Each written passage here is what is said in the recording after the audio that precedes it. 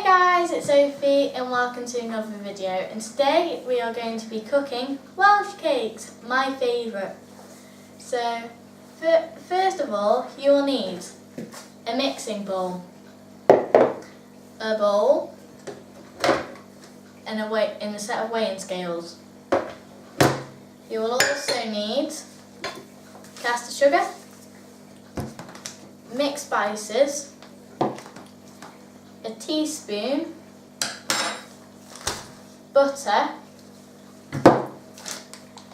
currants, baking powder, plain flour, a whisk, an egg and another bowl. But before you start making your Welsh cakes, you need to wash your hands. Let's go. So all you need to do is make sure you wash your hands really good with hand soap or anything.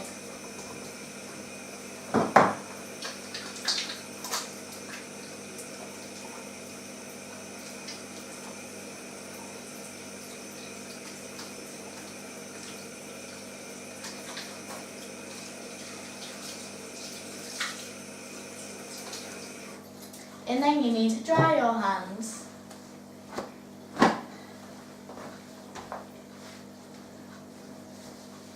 Make sure that your hands aren't wet or damp, because the flour will stick to your hands and that's not going to be very nice.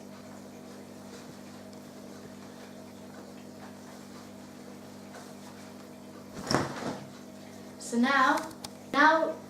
now we need to go back over to where we're going to make the Welsh cakes.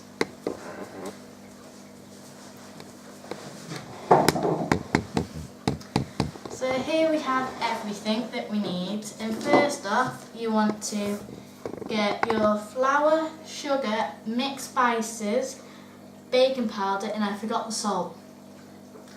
So let's go get the salt.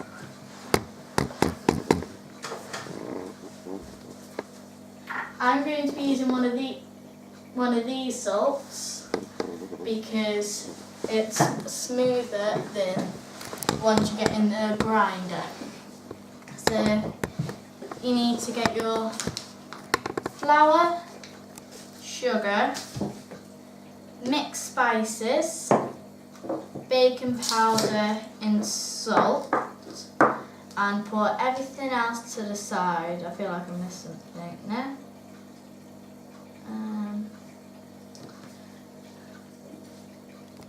So you will need to pour in 225 grams of plain flour,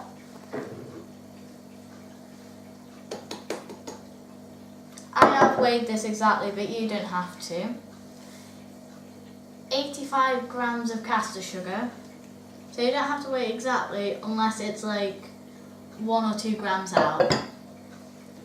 So, and then you need half a teaspoon of mixed spices,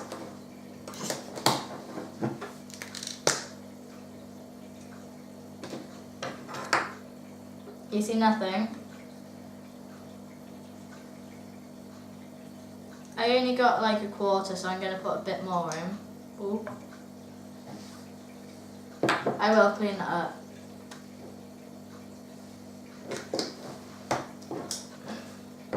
And half a teaspoon of baking powder.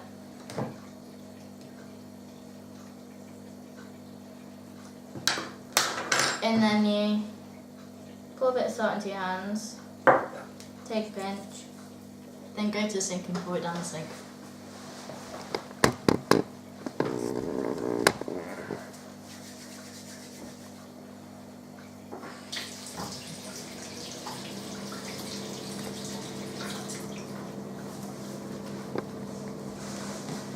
I might as well get a cloth for that in a minute. So now what you need to do is use your fingers. You need to get your butter and mix that in.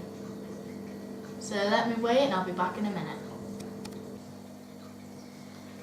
So now you want to add in your 100 grams of butter. Make sure it's all out of the bowl. And you might want to break this up before you do, but I'm just going to do it in one and break it up in the bowl. So you need to use your fingers and get in there and just break it up and mix at the same time. And it's kind of hard because I've done quite big chunks, but I'll get there. So you need to do this until it is crumbly, I believe. Yep. And then after that you need to mix in the currants, but we'll get to that part.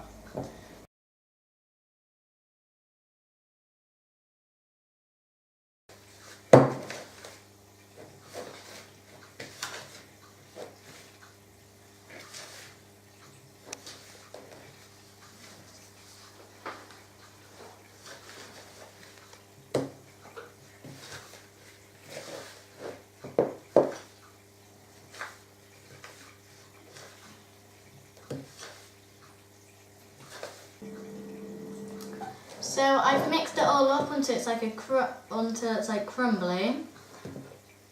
So basically it's going to look like this, and if you mould it into your hand so it's like that, you should just be able to break it up. Well, just like rub it and it just breaks. So I have washed my hands off the camera, so now I'm going to put this to the sides, get my egg.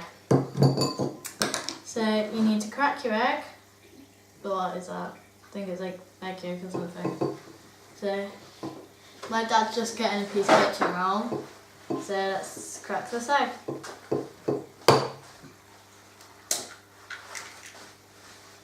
I have no eggshell in it, so let's just put it on that piece of kitchen roll. And we need to beat this egg. I quite like beating eggs. So I finished mixing it, and this is what it should look like. So I'm going to get my mixture back and pour it in.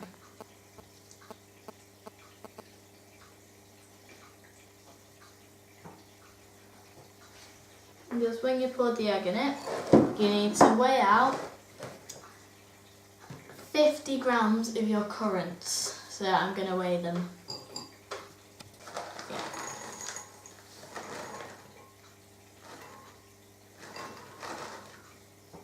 Oh, I've gone over.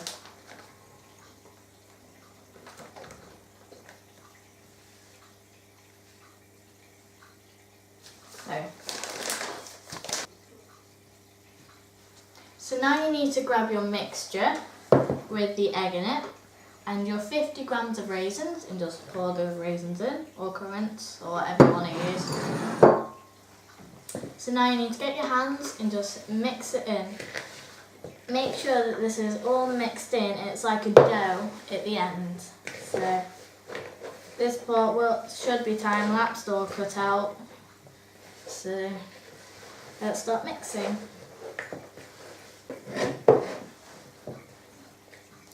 So after you finish mixing, it should look like something like this. So you want to put it back in the bowl and get the flour again. And just sprinkle a bit on the table so the dough doesn't stick to the table. So just grab a handful and just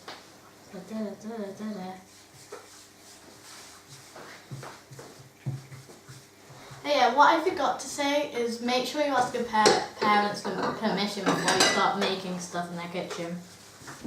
Otherwise, I don't think they'll be very happy if you just sabotage their kitchen with flour. So, I think that should be enough. You also need to get your rolling pin and put this part in flour. So, just a bit more flour.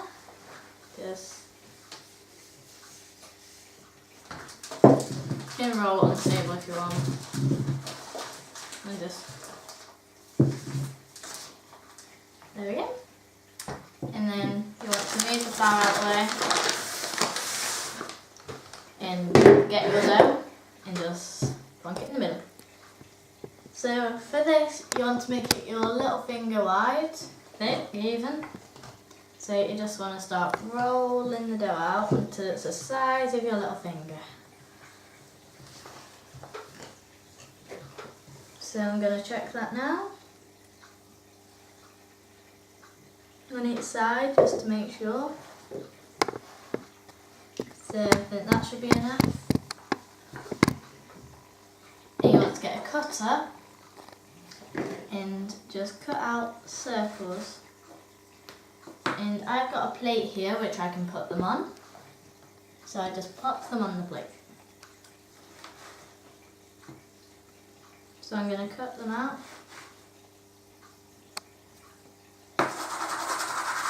If you need to, you can cover your your cutter in flour so it doesn't stick to that, like mine just did. And keep cutting.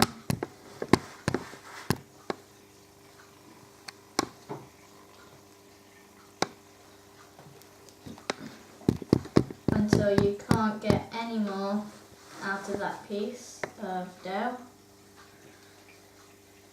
And if you want, you can get rid of all like the raisins on the outside and just put it in the dough. I don't think I can get any more. I might just get one more out of that set. So just get rid of all these raisins. On the outside, and then what you want to do is roll up all of your batter again. It's dough. Yeah, dough. Like what Homer says. Dough. You can cut that back out so you roll up all your dough again. So you want to get all your dough into a ball. And then put it in the middle of your thing. And then just roll it out. That's the fun part.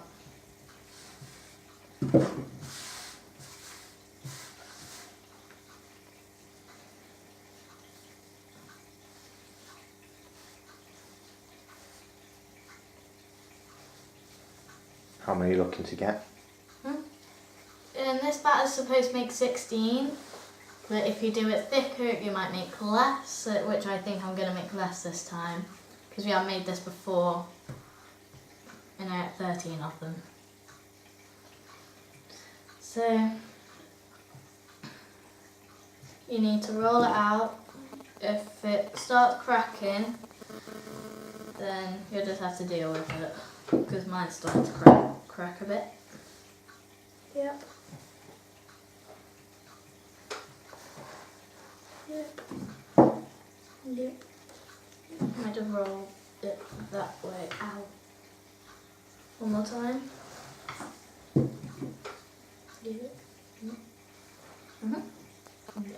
So you want to do the exact same thing as you did for the first set to the second set.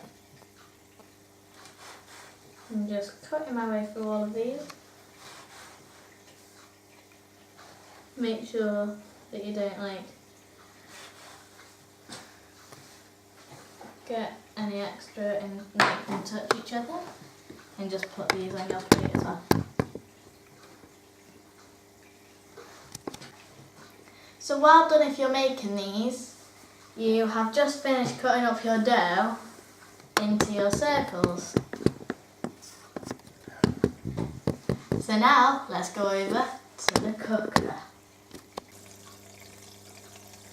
So now what you will need is your butter and a piece of kitchen roll or tissue, better kitchen roll.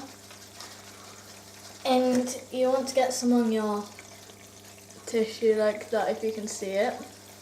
And you need a flat griddle pan, but we haven't got a flat one, so we're just using a normal griddle pan. You want to butter it to make sure it doesn't stick. You want to do this all around the sides, and if you want, you can get more water. So you need to get all of the base done. just to make sure it doesn't stick. Make sure you're having adult supervision while you're doing this. So once you've done that, it should look a bit like that. So you want to put that on, and as I said, you need adult supervision, so I have my dad here next to me.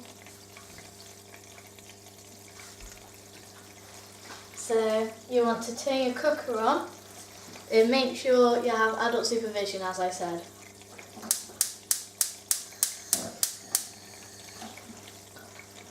Can't light the cooker.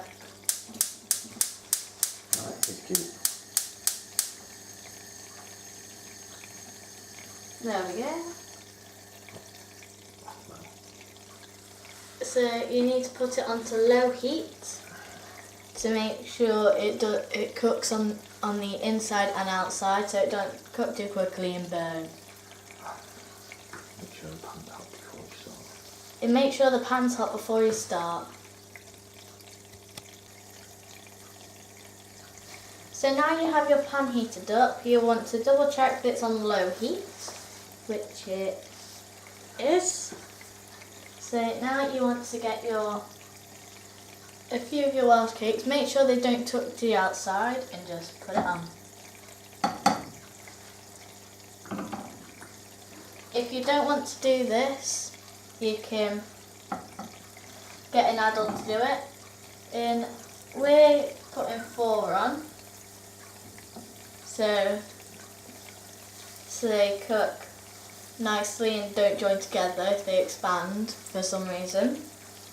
And you want to do this for 3 minutes on each side. So we might time lapse this or cut it out, so let's wait. So I'm just going to check them again because we've got like 30 seconds to go. So would you say that needs turning over?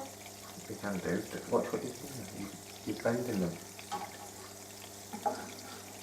So we're just going to flip them over now. They look like pancakes. I'm pushing to the centre of the pan because that's where the heat is. Then you need to put the timer on for 3 more minutes.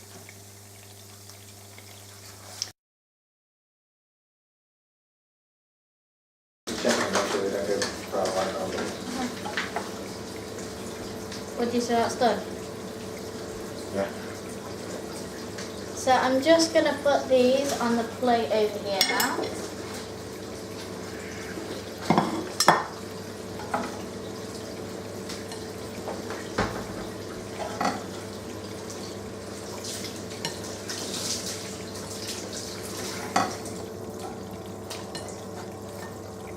A bit of butter on this issue.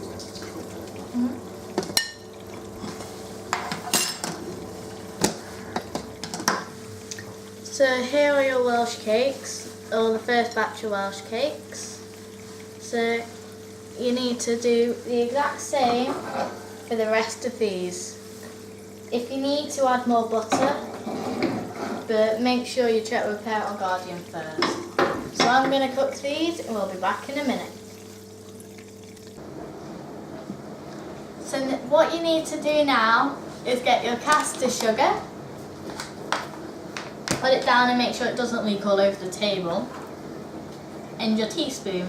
And you have your Welsh cakes in front of you, which I have cooked very nicely. I'm pretty sure they'll taste nice as well. So you get your sugar and just sprinkle them all over your Welsh cakes.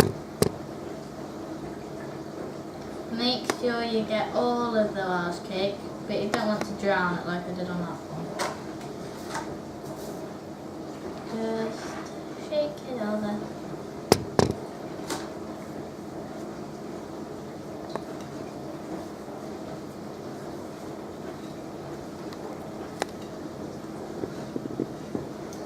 So here are my finished Welsh cakes, and I hope you enjoy yours.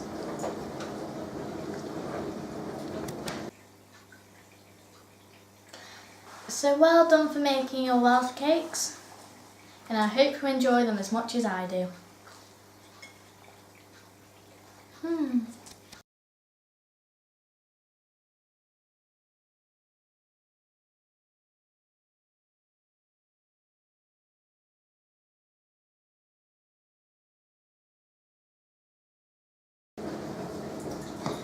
So, what you need to do now is get your caster sugar and a teaspoon.